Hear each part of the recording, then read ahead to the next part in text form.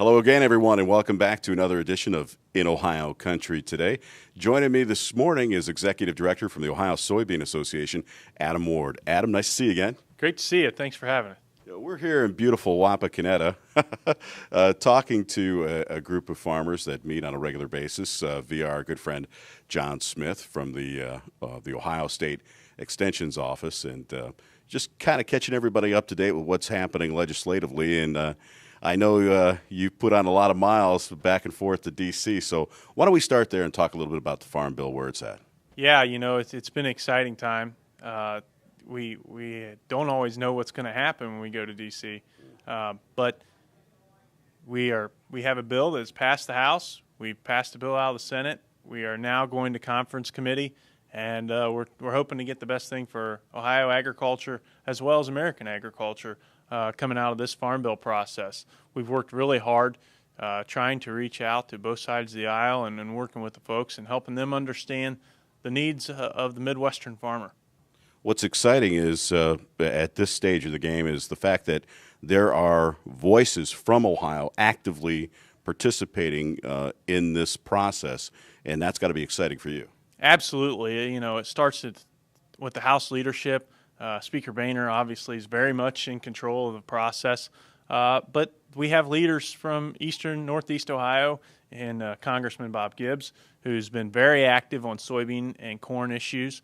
And we've also been looking toward the Senate as well with Senator Sherrod Brown, who the first Ohioan on the Ag Committee in over 40 years, and he's been very actively engaged in this process as well. So we've got leaders helping out on both sides of the aisle and in both chambers. Adam, we could debate until the cows come home whether it's 80% or 70% of the Farm Bill that goes into food subsidies, or whether or not this part of the bill gets too much or too little. But primarily speaking here, what does it mean to delay the process on this bill to the Ohio farmer? It means a lot because it takes away the certainty that this bill provides for the Ohio farmer. We're going through an unprecedented time of high prices. Prices have started to come down a little bit. And, one thing that we can continue to provide is the certainty of a sound crop insurance program, of a program that backs up farmers when they do experience losses. But the program needs to be based on market-driven factors, not on old target prices that may have been, let's just say, programs that came from the 1980s or the 1970s. We're moving forward. We're looking for market solutions to a market-driven world. When you look at, before we get to talking about the market-driven world, if you will, I want to go back to that safety net. I mean, basically, you look at the weather, the way it's been the last couple of years. I mean, 2 years ago, of course, it's a wet and rainy spring, and last year with a drought, and this year it's just been a roller coaster ride. That safety net is important for our producers. It absolutely is, and you don't have to go very far from here in Wapak to see where the weather has affected farmers already. You go further south, you're going to hear farmers talking about this may be the greatest crop they've had in a while at this point. Corn's pollinating, the beans have pods, so there's some good things going on south here. But you go north, and it's a mixed bag, and a lot of people are still hurting. The weather hasn't been perfect. There's been more rain, ironically enough, after last year than what we've seen. It's a hit and miss situation, and they always say if you don't like the weather in Ohio, wait a day, it'll change. So that definitely pertains to Ohio's farmers.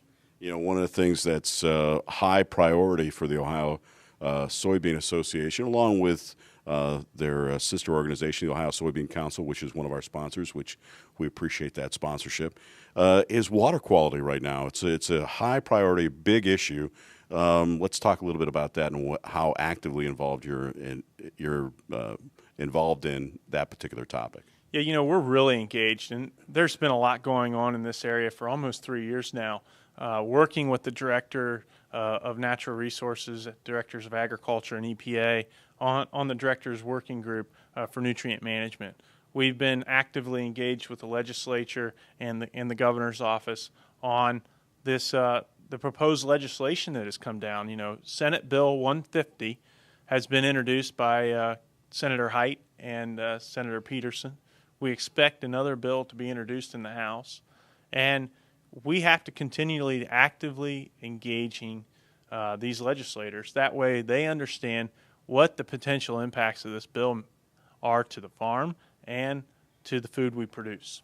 You know, it's pretty exciting when you've got people that actively are involved in agriculture that are in that legislative process. I mean, we talk about Director Zeringer, who, of course, comes from a fish farm and a poultry farm down in Fort Recovery area. We've got Jim Beakey, of course, which runs an agricultural business through his family for many years.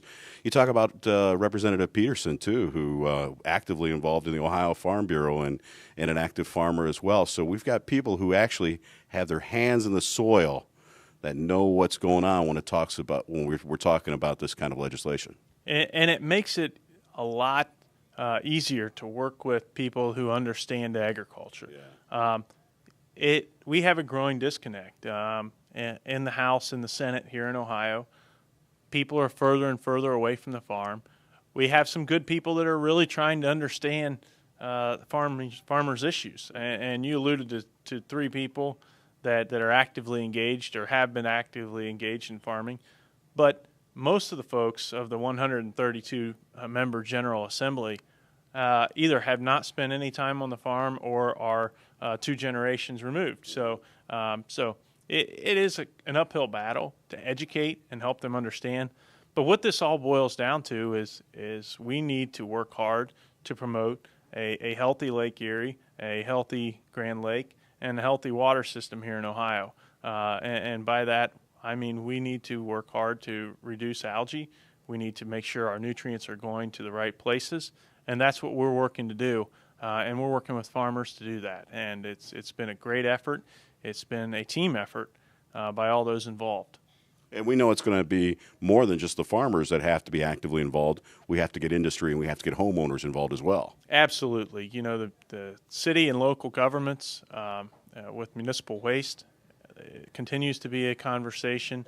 Homeowners, sewage issues continue to be part of a conversation. You know, there's many homeowners out there, and I've heard many instances of tile lines being tied in somehow, you know, getting sewage from home sewer systems and how these problems can accelerate some of the issues that we're working on. So we have to continue to be actively engaged, and we ask you to talk to your members, your family, and your neighbors to really help them understand the issues as well. So it's important for farmers to be engaged in their community, and we're seeing a great deal of that right now.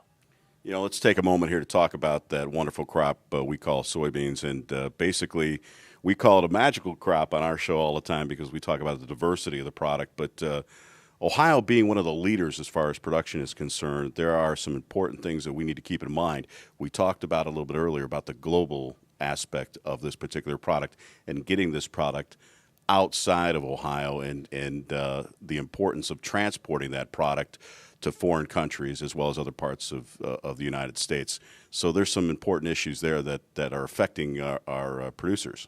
Yeah, absolutely. As we look at the Ohio River, it is one of our great natural resources, and being able to move product up and down the Ohio River is vital. The locks and dams in this country are getting old and dilapidated. I mean, there's no other way of saying it. We are one lock breaking down away from having major backups in trade and being able to move products, not just soybeans, but coal, right, timber, other products that are needed in industries that help keep the lights on at home and the heat coming out of the vents. So there's a lot that goes on in trying to move things down the Ohio River. One thing that we've been working very closely with Congress on is the Water Resources Development Act, WRDA, as it is known, and we're hopeful that Congress will take, especially the House. The Senate has passed this piece of legislation. We're hoping that the House takes it up as soon as they pass, as soon as we get a good farm bill out of conference committee. So that's the conversation at this point. Is WRDA is next on the list for the House, and we keep pushing them forward. You know, Adam, it's kind of hard to believe that our soybean farmers are out there wondering, you know, they have all these things on their mind as far as input costs and getting the product produced and getting it harvested. And now they have to worry about locks and dams on the Ohio River. You're absolutely right. You know, it's pieces and parts of a lot of different industries come together to make this industry as successful as it's been, and we're very fortunate to have had that. And we have coalitions across the country and across the state to help make those things work. And we're very thankful for the support we get from our farmer leaders. Before we let you go, we also have to talk about the diversity of this particular product. You know, there's nobody more supportive of biodiesel than we are on this particular show. And let's talk a little bit about some updates as far as that's concerned and some of the other great products that are being produced with that magical crop. Absolutely. You know, biodiesel is absolutely the biggest soybean success story out there. We have seen a significant change in the oil demand because of the change in the trans fat laws in the country as far as trans fat labeling. And if it weren't for biodiesel, the oil that comes from soybean would have taken a significant hit in value, and we'd be having a lot more trouble in the soybean market right now. Plus, the livestock farmers would be experiencing even more higher costs in protein because of biodiesel bringing down the cost of the meal. The driver right now in the meal market is oil, and it's a great thing. So, you know, there's the diversity that we're talking about. 1.28 billion gallons of soybean oil or biodiesel being used this year through the RFS. We hope that number will continue to grow. Absolutely. The renewable fuel standard is really driving the biodiesel marketplace right now, so we need to continue to push that forward. The other thing that's out there is bio-based products, and if you sit down in if you sit down in a Ford vehicle, you're going to be sitting on soybeans. Soybean foam is in the seats of Ford vehicles, and there's so many different exciting products that are out there: soy plastics, soy soaps, soy candles, and you know, we can go on and on. Soy lubricants, but it's exciting to be part of the soybean industry, and there's so much we have to bring to the table and to the household. Well, you're one of those guys, I'm sure, that's out there every day crisscrossing the state and looking at what the farmers are producing out there and the value of this particular crop. If people want more information, of course, where should they go? www.soyohio.org. And once again, Adam Ward, Executive Director from the Ohio Soybean Association, and of course, actively involved with the Ohio Soybean Council, which is one of our fine sponsors here on In Ohio Country today. We'll be back with more right after this.